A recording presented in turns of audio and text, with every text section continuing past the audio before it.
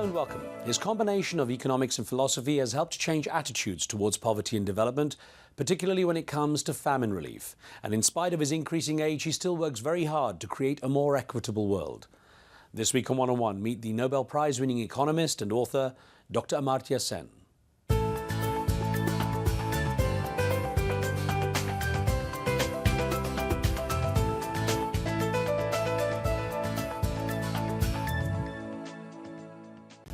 He saw turbulent times through his childhood, including the creation of his nation, Bangladesh, after the partition of India's subcontinent.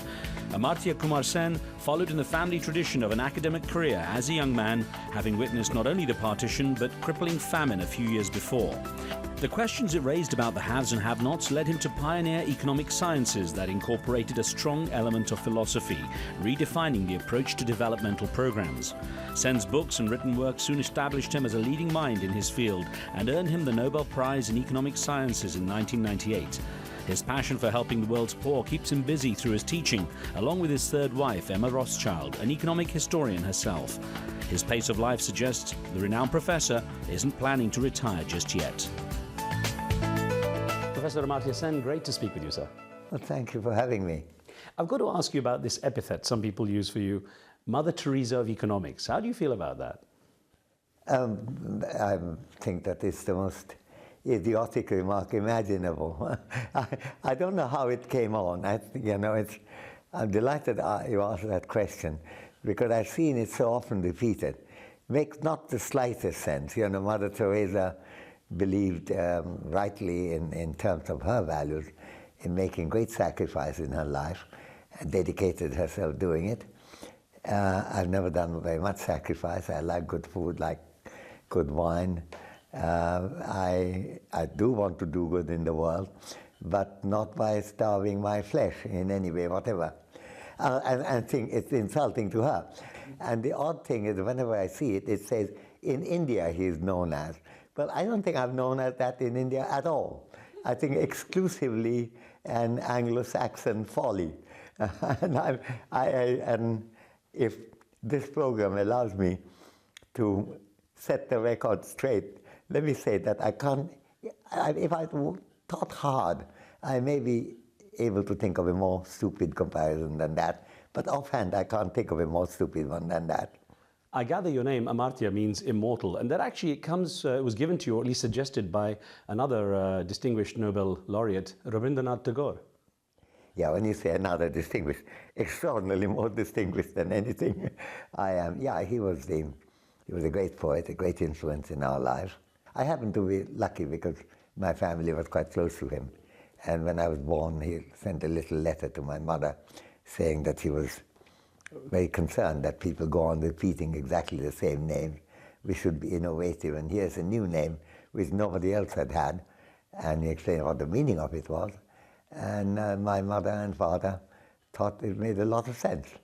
In the 2010 Time magazine list of the world's most influential people, you're among that list. I wondered to what degree that is some kind of vindication of your work, some kind of recognition of the importance of welfare economics, and perhaps a step in the right direction for, I guess, a greater humanity, a better understanding of our common humanity. Yeah. Well, I can't comment on the Time magazine list. I haven't got any idea how people are judged to be influential or not influential. But I must say I am pleased that compared with in the days when I was grumbling about things on which I got very little attention, like absence of gender equity, the kind of deep deprivation of women, South Asia in particular, but in general in the world, but also other issues getting more attention to education, healthcare, and so on, which I argued for it. Then I got less attention then than I do now. So that is pleasing for me.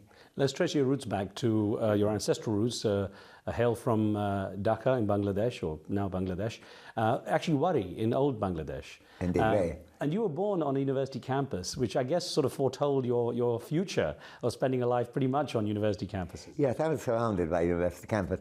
I was actually born in the university campus of Shantiniketan of Rabindranath Tagore. But my father and my grandfather taught in Shantiniketan. My father taught in Dhaka in Romna, that's where the university was. Dhaka University. So he was a professor of chemistry. But that was from movement from one campus in Santiniketan to another campus in old Dhaka. But you're right, the Wari and Ramna, these were very old parts of Dhaka, Tikatuli and so on. And actually, now that I go to the city, it's so different. Most of what we regarded as rural hinterland, agricultural land, is now, of course, very much the urban part of Dhaka. That's what's so interesting, is that you seem to have a wealth of academic culture in the family. Is that something that you were aware of from an early age? Yes, I think that's right, because I think teaching is something which I felt quite natural to me. I mean, I varied as to what I ought to specialize in. Initially Sanskrit, mathematics, then for a while physics, and then ultimately economics, and now increasingly philosophy. I didn't doubt that what I really wanted to be is a teacher. And that must have been the influence of the family to a great extent. The fact that not only that they were teachers, but they seemed quite happy to be teachers, actually. When you were 9 years old, you witnessed the Bengal famine of 1943, which took the lives of about 3 million people. What effect did that have on your young mind? Oh, it had a disastrous impact, because, you know, every famine is a very class-based famine. And it was surprising. I've never seen so many people dying, and dying for no reason that I could understand. But the other point was that I didn't know a single person in our school or anywhere else, since they were middle-class schools, who were poor enough to die. So that it was some other people who lived in the same place. It's the class divide that I suddenly understood. And there was also the fact that, of course, even then the studies indicated that food supply as a whole wasn't a problem. It's people's inability to buy, not having the money to buy the food, that was the issue. Just 4 years later, in 1947, you then saw the sort of bloody tearing apart of the country, of India, as the partition was created, partition occurred. And I wonder again, seeing that much violence, you were barely in your teens, how that left its mark on you? Well, again, in the same way, bewilderment, if famine was the bewilderment, why are these people dying? The rise for the bewilderment, why are these people being killed, for what? I think there's one episode in my life about which I've written also. We lived in Wari, was a more primarily Hindu majority area, quite strongly Hindu majority, and there was a very poor Muslim man who had come to get a little income as a day laborer. This is Kadir. Kadir, exactly, that was his name. And he was knifed just outside my house. And he came into the house asking for water, and I had him in my lap and shouting. My father took him to hospital, at last he died. Yeah, the knife wound, he was bleeding, I think, when you arrived, you said, yeah. When he came in, and this is the first time I've seen people bleeding, and, you know, on my lap, as it were. I was very small, of course, then. On the other hand, first of all, I was bewildered why they should be killed. But also, Kadir was going on speaking to me. He was mentioning that his wife had told him not to go to an area which could be hostile. And he had to still go because there was nothing at home to eat. And it also suddenly make it easy for me to understand that why being economically deprived may make you deprived in other ways. Kadir need not have come to a risky area, but for the fact that he did need the income to feed his family, his children, and his wife. So I think it gave me many lessons. The viciousness of identity politics. You know, people thought themselves as being subcontinental, Indian, Bengalis, and suddenly just to think of themselves nothing other than Hindus and Muslims, that came like a storm from nowhere. And then it disappeared by 2 or 3 years after partition. There was a lesson for me about the evil of single identity, and even why communitarian thinking is deeply flawed, but also a general sense that economic deprivation and social deprivation are closely linked. Now, is it that politicization of religion that you witnessed that essentially made you're essentially a self-proclaimed atheist? No, that I think was a more intellectual engagement. I'm not anti-religious, by the way. I'm not like Richard Dawkins, who think that it's really a terrible thing. I think a lot of very good things in the world has happened thanks to religion. So I haven't got a hostility. But you know, it's a little unfair to blame religion for the politicized political exploitation of religion. It's a little, unfortunately, in the same way as blaming Islam for the extremism that's done in the name of Islam, because that's an extension, that's not part of the religion. I thought, in amongst all that studying you did, you were very academic from an early age. Did you have time for any hobbies, any mischief? Did you get up to any mischief? Oh, I think a reasonable amount of mischief. But yeah, certainly. I wasn't good at games. I did play all kinds of games.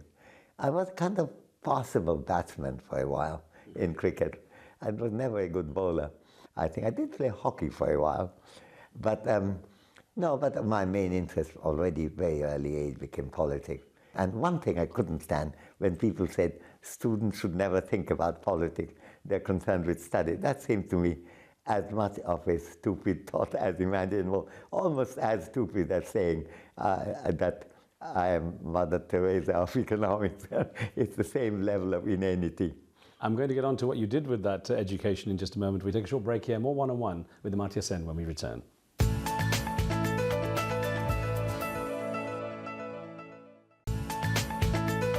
Welcome back. You're watching One-on-One. We're speaking with Nobel laureate, economist and philosopher Amartya Sen.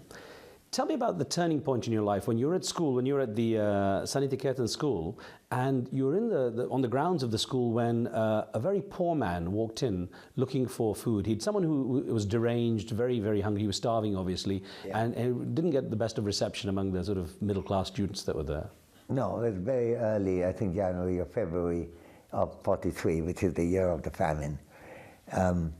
No, I think he was a rural laborer who had lost his job and ability to buy anything. He was hungry, and he was somewhat deranged, but later, since I spent about a decade and a half studying famines, I became aware of the fact that that's one of the things happens. You become mentally deranged just because of hunger and lack of nutrition.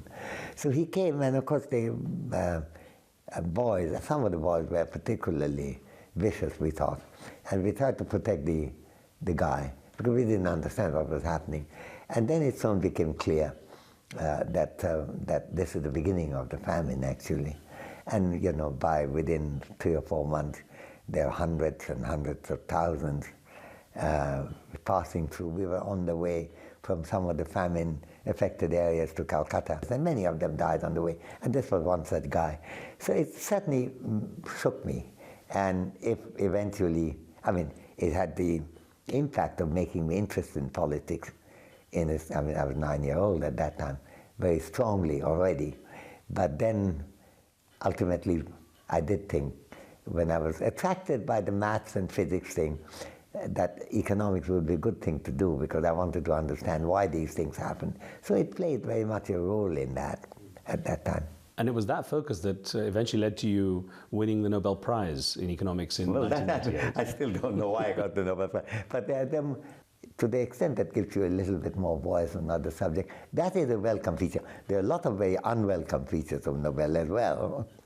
If you become prominent, and the Nobel makes you somehow prominent whether you not deserve it, of course, then you get a huge number of letters.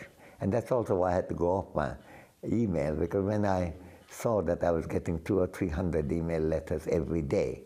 For a while, it was even larger. It's just impossible to manage. So that way, life has become harder to manage, certainly. But, you know, one mustn't grumble. It's also, since I've never had much money, it's also, the Nobel gave me some money to do 2 things I would have loved to have done, I did, namely to start a trust in India and one in Bangladesh, dealing with issues of elementary healthcare and elementary education and gender equality. So Nobel gives you some opportunity, so I mustn't grumble about it. Knowing some of your story, apart from best-selling books around the world, translated to more than 30 languages, more than 80 honorary doctorates and so on, it hasn't all been smooth sailing though, has it? You had your first marriage to an Indian scholar and writer from which you had 2 children, broke up in 1971 when you moved to London, and sadly your second wife, you were married 12 years, passed away in 1985 suddenly from stomach cancer. Mahbub al-Haq, your friend, then in 1998. How have you, through those tough times, what has given you the strength to remain optimistic? Well, I don't know. I had the strength. I mean, in fact, I was very depressed when so many of these tragedies occurred. When my late wife Eva died, she was Italian. She was young, 43. We have 2 very small children, 8 and 10. It had a devastating impact on me. Of course, if you have young children, you're very worried about them, which of course at one stage adds to your anxiety. On the other hand, it also gives you a purpose in living, and living well, and making sure that you don't die. And of course, and I could see also the children were very concerned, because my late wife Eva was an absolutely robust health, and suddenly this cancer hit and she died within 7 months of diagnosis. And as it happened, that made also the children quite concerned about the fragility of life. And so I had to deal with them, became single father, which, my relationship was relatively distant, since I taught in Oxford and lived in London where my late wife was teaching. So by necessity, because I was going to Oxford all the time and coming back, it was distant, but suddenly it became very close. And it was also, of course, the reward was coming to know my children much closer. It also, by the way, as a single parent, in this case single father, it taught me something about gender. Why is it that women looking after children had such difficulty, for example, in academia, in advancing? I mean, in some way living that level of deprivation, you're single parent, and a lot of, as you know, single mothers have a huge problem in dealing with their own promotion of their own life. And it helped me later when I would fight for the cause of greater fairness to women in education, including in education and employment. There was some enlightenment I got from it, but that didn't, of course, wipe away the huge sense of tragedy and disestablishment that the death of my late wife caused in me. When you talk about the lessons you learned from those tragic moments in your life and this desire to make sure that there was greater equity, did it ever occur to you to go into politics directly and perhaps try to change things from the inside? No, I was quite politically active when I was a student as an undergraduate, but in Calcutta. But the fact is that I didn't think I was very good at politics. And there was a kind of barrier. My natural sympathies were with the left. But the left, while they were very good in many things that I was concerned with, like equity, were also very skeptical those days on democracy, which I thought was absolutely central to any kind of political progress. So there was that. But also I had a handicap. I mean, you mentioned my wife's cancer, but I myself had cancer, of course, when I was 18. And that was when I was an undergraduate in Calcutta. And I knew that, I mean, I was then told that there might be 15% chance of my making 5 years. That happily was 58 years ago. So I think I must have been within that 15, I take it. But it also made it clear to me that I couldn't do the rigor of that, because I had cancer in the mouth. And it requires, even though it was cured by radiation. First, I didn't know whether it was cured, but certainly been suppressed then. Didn't know whether remission or whether it's the end of the cancer. But then again, radiation creates its own hazards and also logistic problems that you have to handle later. I have had to restorative surgery in the mouth.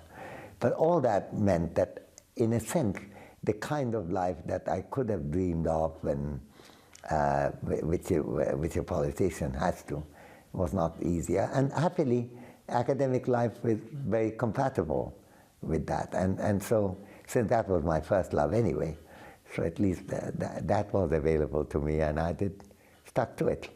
I've read that when people ask you how you relax, you say, I read a lot and I like to argue with people. I'm gathering it's a brave soul that would want to argue with you. No, nonsense. I hear such wonderful arguments, and there's nothing as pleasurable as hearing good arguments against what you have just said. It was very easy to argue with me because I get very impressed by good argument, and then I might be in a position when I'm ready to concede defeat straight away. How would you like to be remembered? What would you like your legacy to be? I don't know that I want particularly a personal legacy.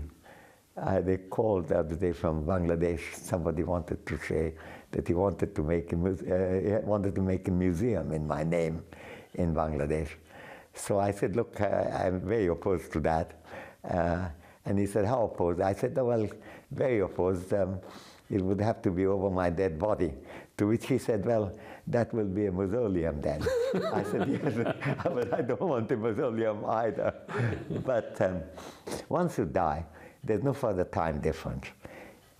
The next year is not very different from the time when the solar system is gobbled up by some kind of collision of other systems, so that the time doesn't make any difference, and you can't be remembered anyway. This is complete vanity to think that you would be remembered, because the entire universe is going to go in that direction. But the fact is that life would go on, I think may go on, and the end of the collision course of the universe doesn't mean the end of the possibility of a future universe. So that gives me some satisfaction.